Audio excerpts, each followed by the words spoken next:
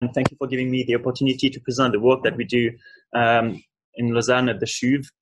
Today I'm going to talk about cardiac MRI imaging in one click, and more specifically about all the work that we do to try to simplify the workflow of cardiac MRI. So this is basically a collection of all the work that we do in our group, in Matthias' group. I might have forgotten a few of our students, but I will give a good overview. So as you know, cardiac MRI imaging is quite challenging. It requires very skilled technicians in order to operate the scanner, and it requires many user interactions. So here I'm just going to give you a very broad overview of how many interactions we might have for one cardiac examination. So first, the technicians have to place the ECG leads on the patient. Then they have to connect the ECG leads with the sequence.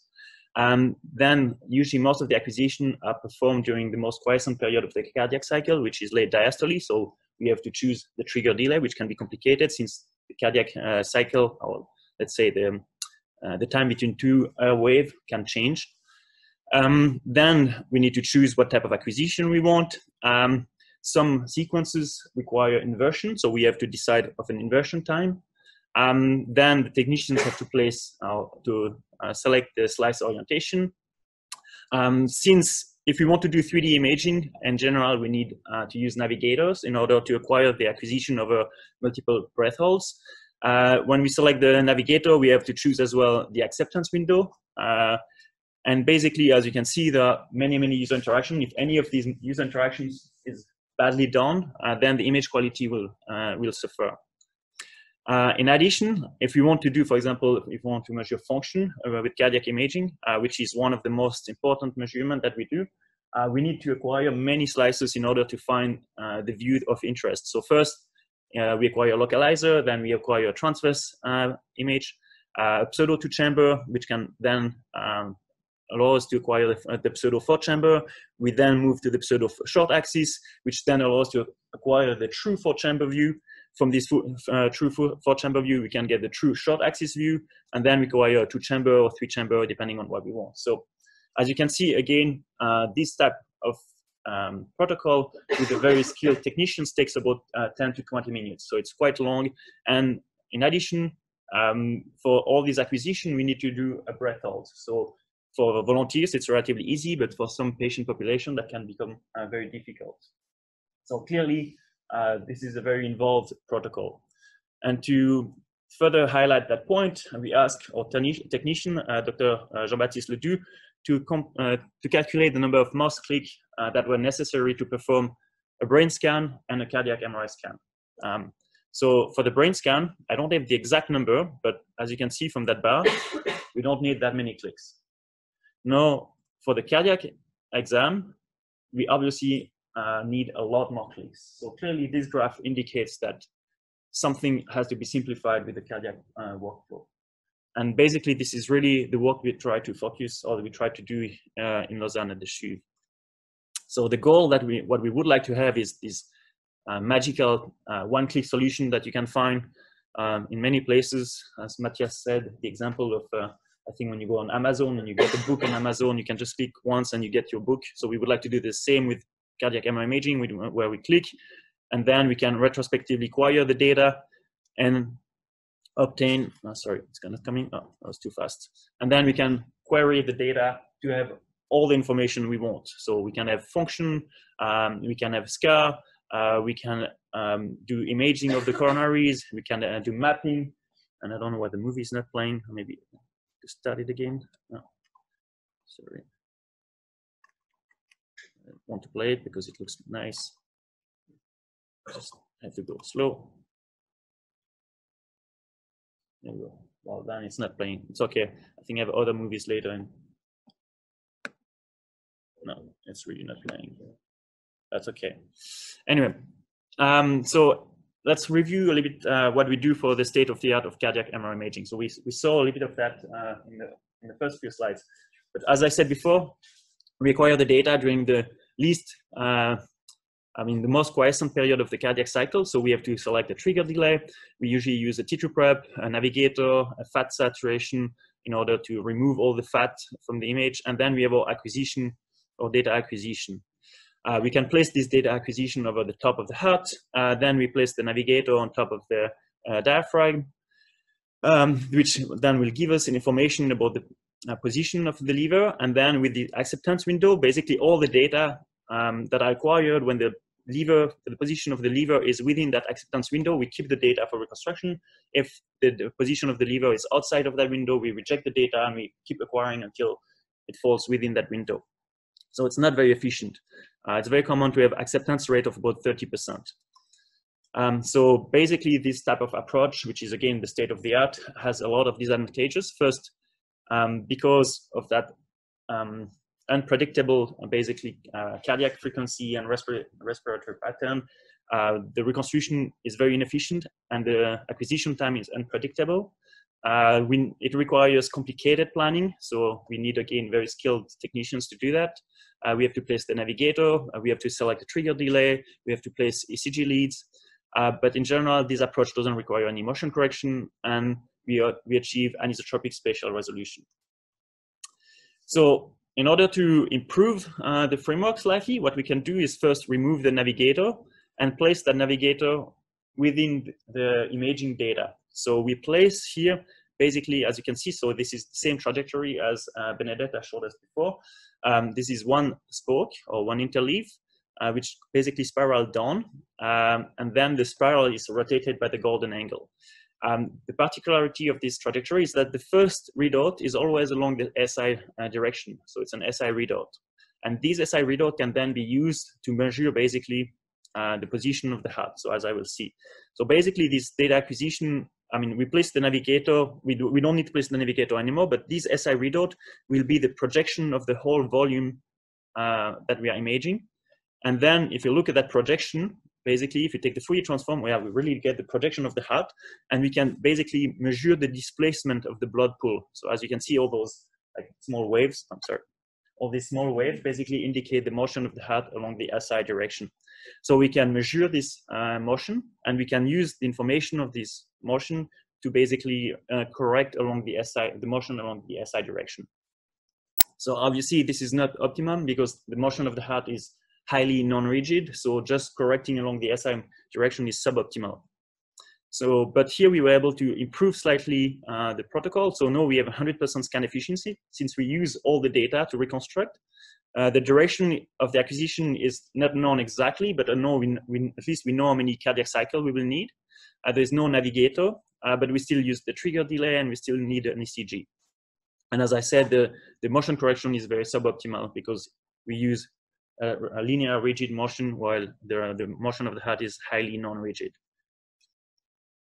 So to further improve this framework, what we did when we measure the motion of the displacement of the heart, so instead of correcting for that motion, we do binning, or we do what we call motion resolved reconstruction. So we take that motion signal and then we divide that motion signal into 4 different bins, like in this case, and we start sorting the data accordingly.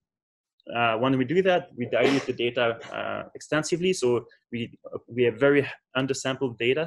We obtain very undersampled data, but we can recover this data using a KT-sparse sense framework. So again, this is a reconstruction that combines compressed sensing with parallel imaging. I'm not going to go into the details, but very quickly, here we have a data consistency term that makes sure that the image reconstruct will be consistent with the data we acquire. And then we have a model which is basically a total variation model. So we ensure that the difference between the different states, the respiratory states, will be sparse. That's what this reconstruction does. And if we do that, then as you can see, we obtain very nicely motion resolved images. The movie moves a little bit fast, but you can basically see, yeah. So the movie kind of moves through the slices, through the different slices of the volume, and you can see it's kind of moving up and down, especially if you look here in the middle, which shows basically the respiratory motion that is resolved.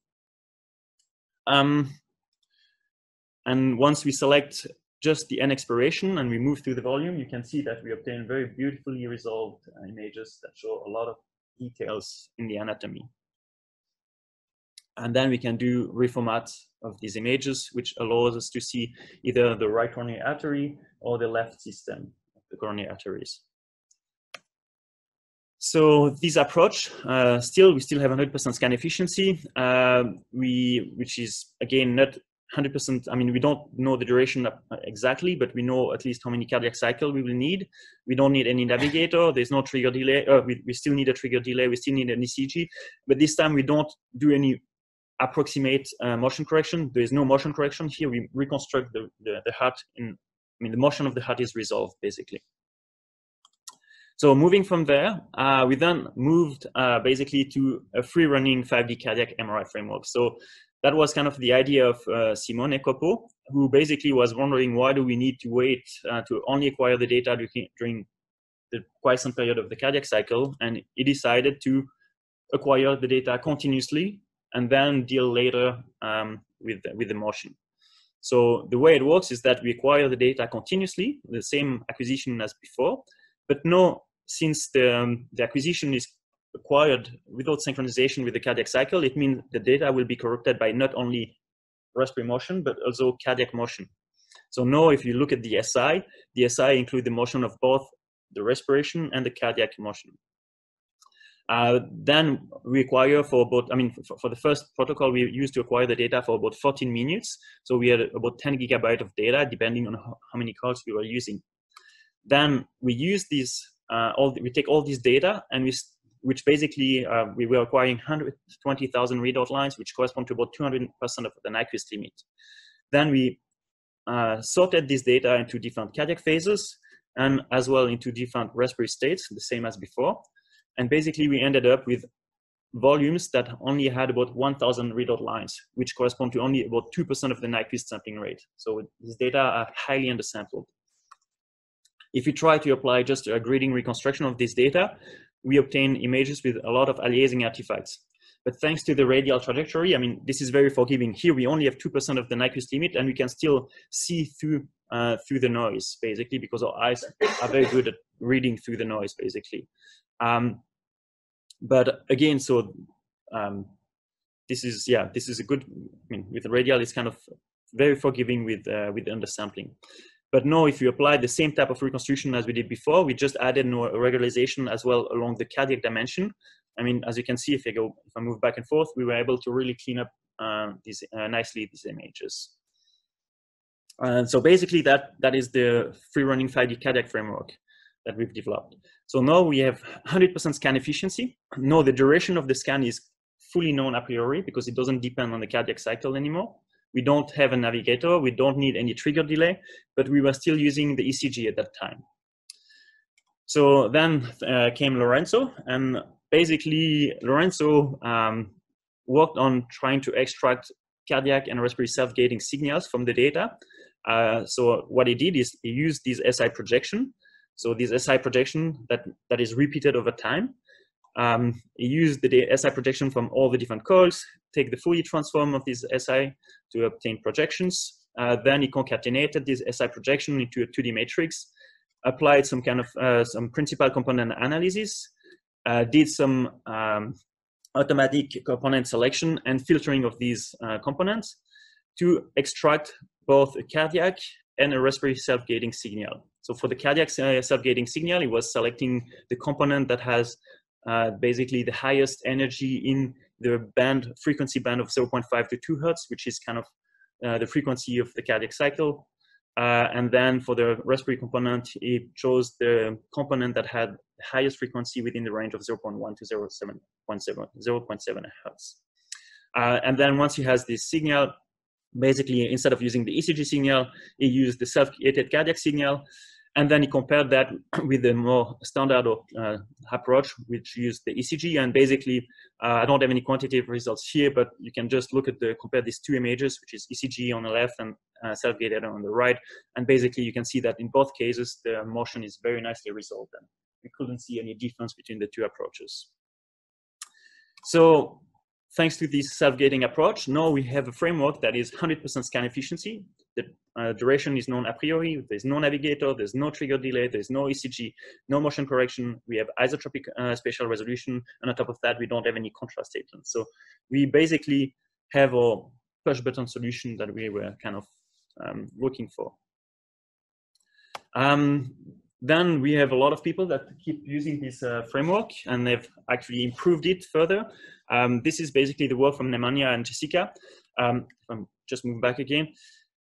Before we had, this is not exactly true, but we had different preparatory pulses and for FATSAT, but Nemanja and Jessica worked on removing these preparatory pulses and use different techniques to do some fat suppression. And here they use a LIBRE approach.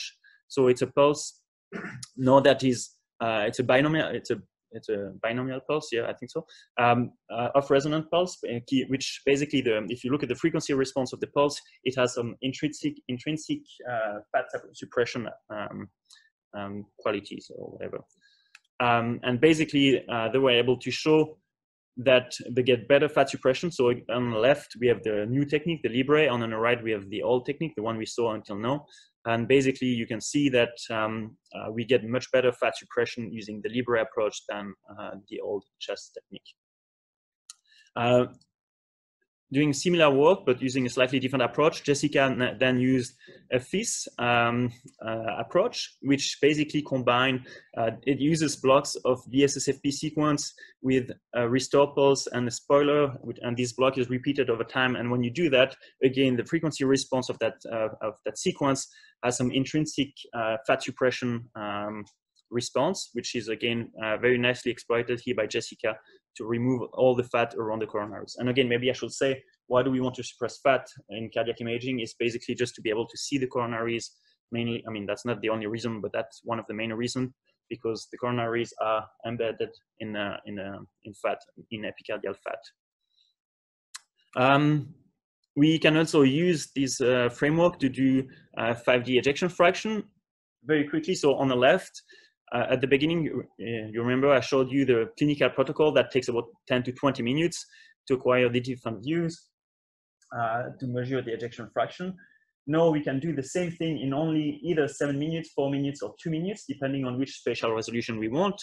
And these allow us to basically compute the ejection fraction, and the preliminary results show that we have a very good correlation between these approaches, these 5D approaches with the standard clinical protocol, which indicates that we should be able to significantly simplify the workflow for ejection fraction measurements.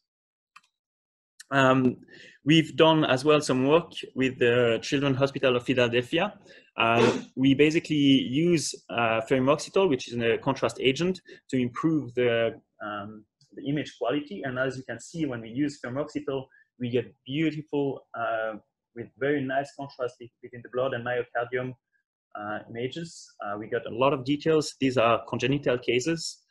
I mean, I'll let you just appreciate the quality of the image. And we just started recently, I think last week, if I remember correctly, to acquire data with FERUMOXYTOL in Lausanne as well. Moving further, I don't know if it wants. Yeah. Sorry. I think it takes a bit of time to load. Yes, it's moving. Awesome. So then we started a collaboration with the Northwestern University, Michael Mackel and Liliana Ma, where basically we took that 5D framework and we added flow to the framework. So basically we added a 6th dimension. And here, basically, we show you some magnitude images on top with the different velocity encoded images for the X, Y, and Z direction. And then on the right side, you can see the different streamline curves that were reconstructed for the different respiratory position. This has some clinical application, for example, for Fontan patients, which are patients that are born with only one ventricle, for example, because these patients are known for having different flow pattern depending on the respiration. And basically Liliana, if it loads, yeah, Liliana Ma was able to show that we were able to detect different flow pattern for each respiratory position. And finally, but not last, Chris has used this 5D framework to do both 5D radial and 5D Cartesian reconstruction. Basically, for the 5D radial, he used the framework that I presented, and for the 5D Cartesian, he used the 3D Cartesian spiral. So this spiral gridded onto a Cartesian grid, and then he used these two approaches to reconstruct 5D images. And here on the right side, you can see a comparison between the radial and the Cartesian approach. And both approaches gives very good image quality. So, and finally, so this reconstruction has been disseminated into many different centers. So thank you for your attention, and thank you to my group.